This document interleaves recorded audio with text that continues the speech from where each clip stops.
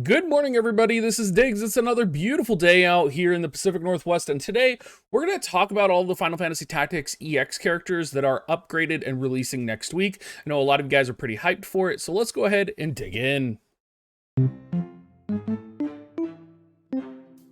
So first off, we're going to start with Gaffgarion, and Gaffgarion is one of those MR units that is very powerful. I would categorize him as one of the most powerful MR units in the game, particularly since he has Dark Slashing. He's going to be really good for newer players if you're wanting to build up a Dark Slash composition. He has Drain HP abilities, he has kind of a brawler nature, and he's free, so everybody is going to be able to get him. His TMR Vermilion has a chance to land Confusion on the opponent.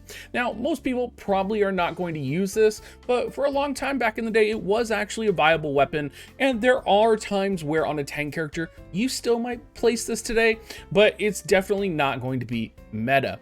His mastery ability was initially P10 and critical damage 25.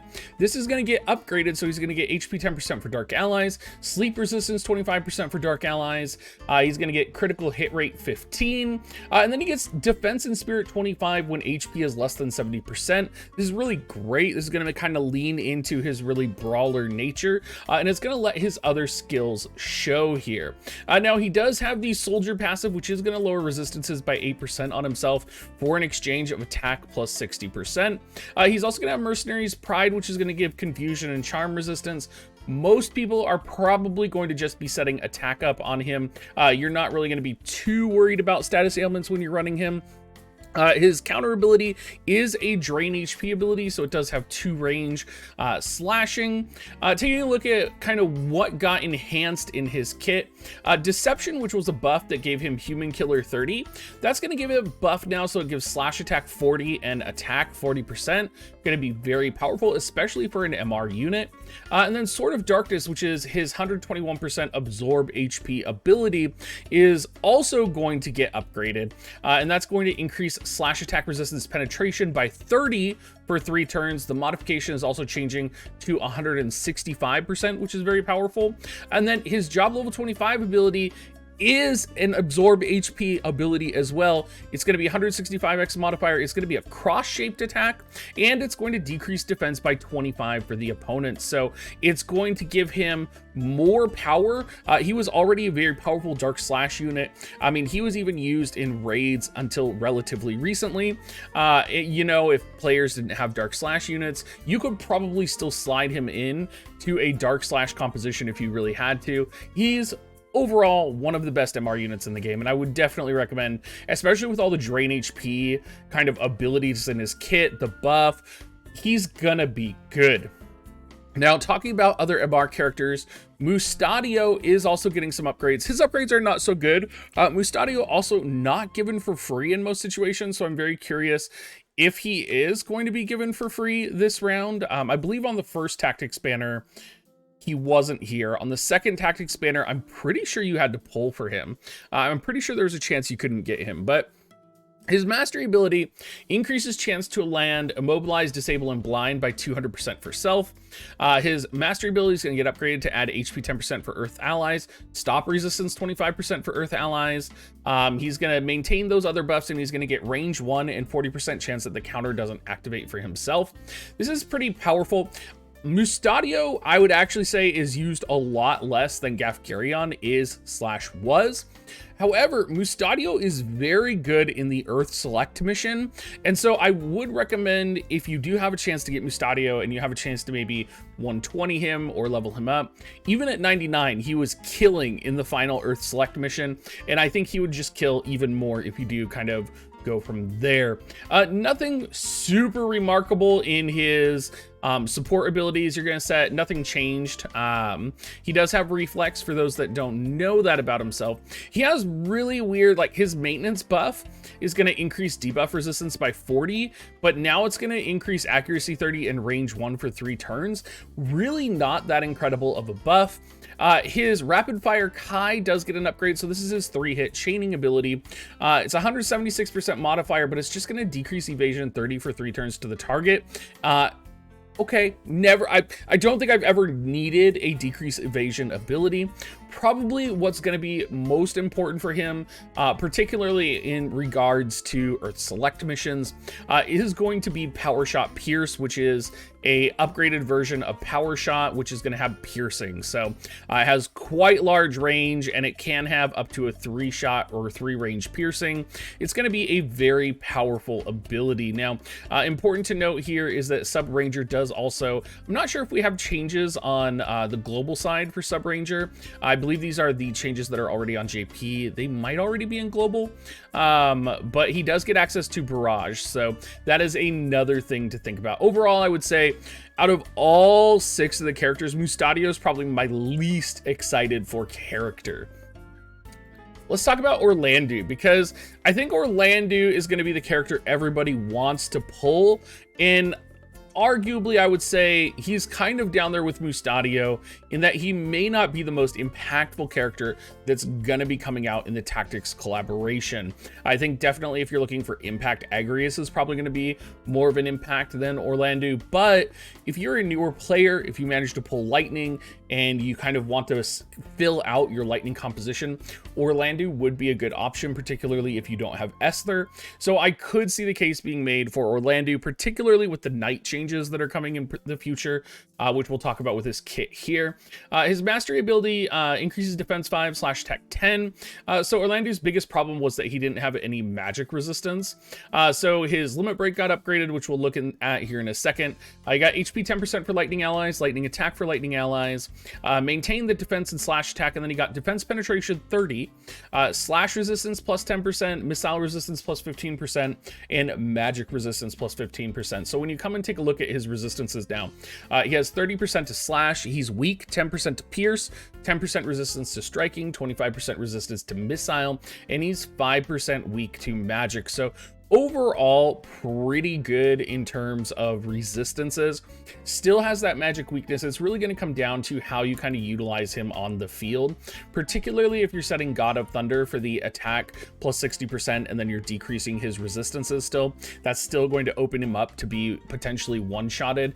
And keep in mind, he doesn't have Immortal Spirit. Now, when I was talking about the Knight changes here in terms of passives, on the JP side, Knight has gotten kind of a buff, and one of the abilities gives slash attack resistance penetration 40 for self. So whenever the Knight buff comes around to global, you're absolutely going to be setting this for Orlandeau, and I think this will make him almost more powerful in the long run. He may have a small resurgence, or this is almost going to make him a little bit future-proof for PvE content. So again, if you are a new player and you're building a Lightning slash comp to clear like raids and other content, this could be good news for you. You're pretty much always going to be running like all of his abilities and his LB.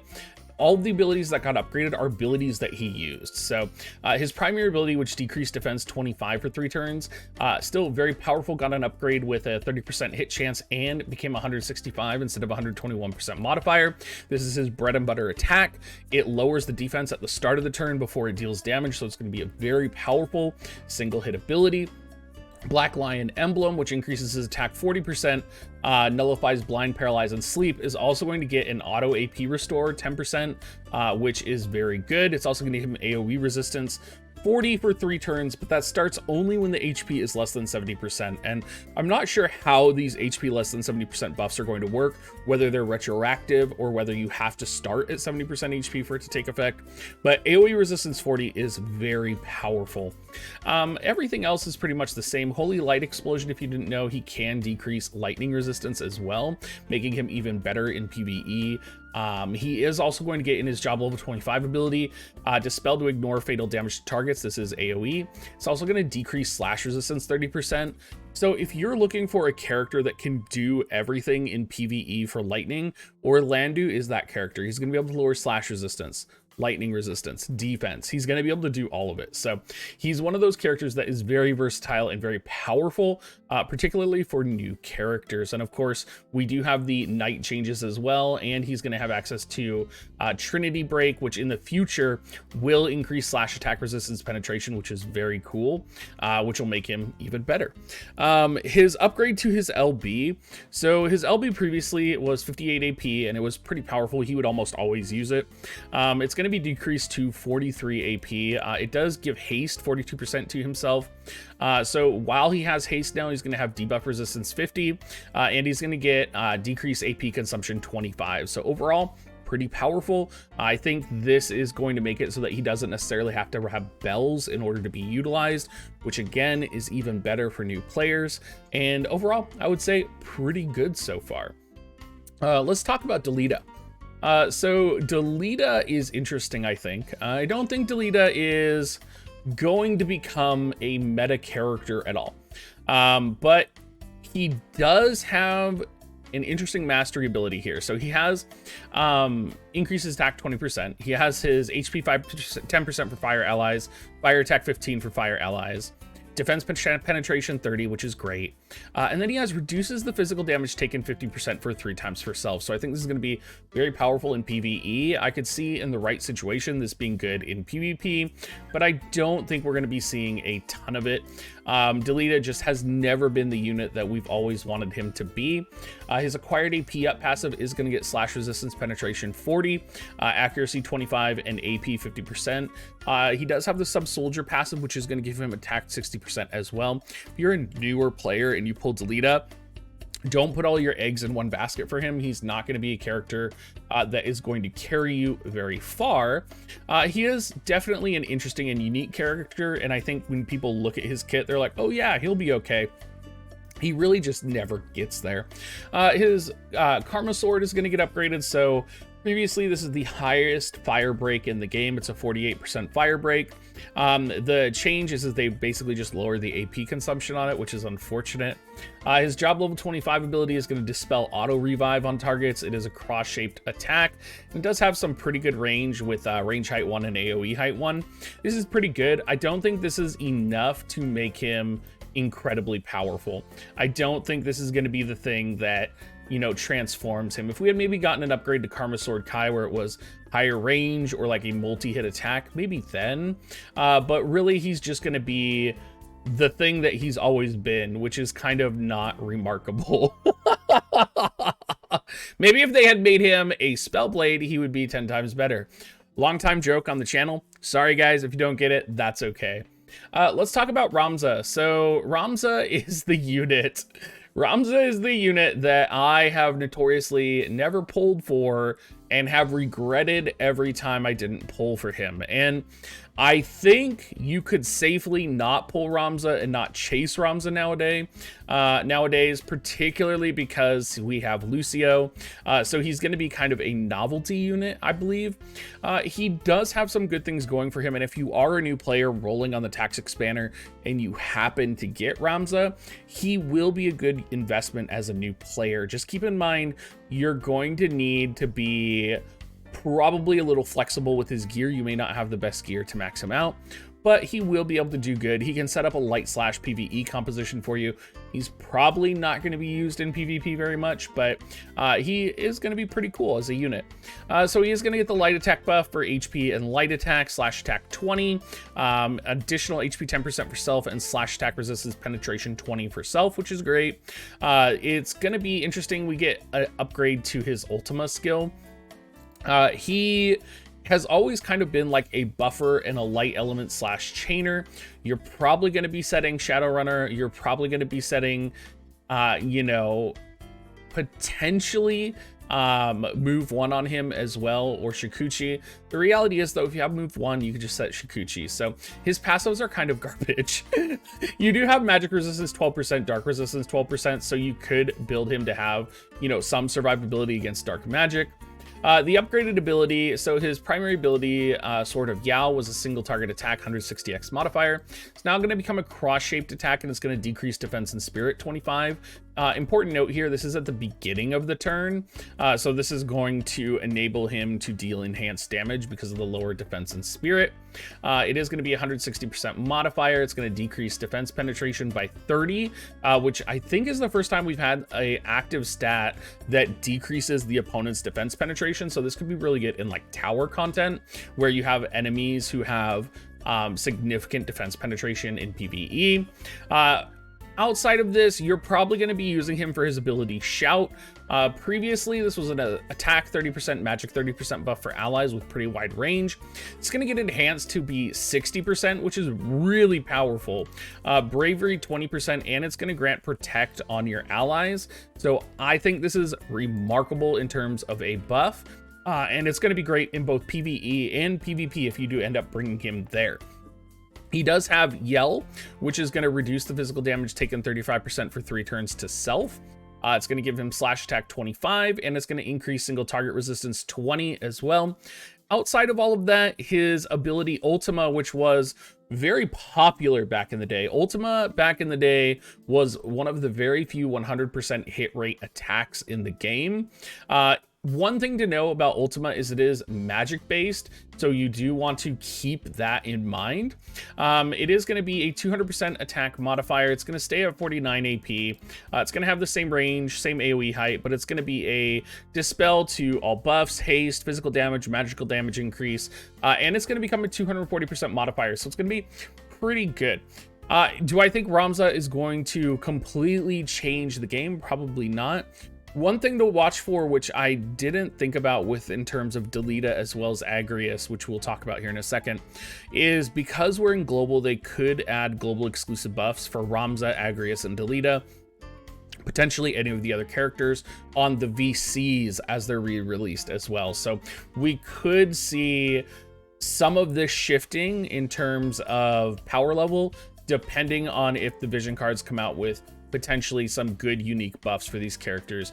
For Ramza, I think it's going to be a little bit difficult, but I think for Agrias in particular, Agrias, who's in direct competition with Snow right now, right, is going to be interesting. So Agrias is probably the most meta, I would say, unit that's releasing with Tactics EX.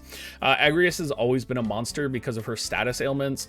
She has high magic resistance. She also has high kind of tanking capability.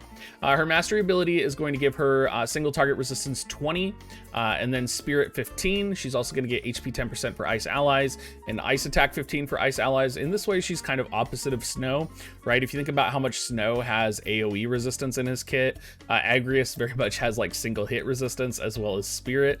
So you can kind of think of them as kind of two sides of the same coin.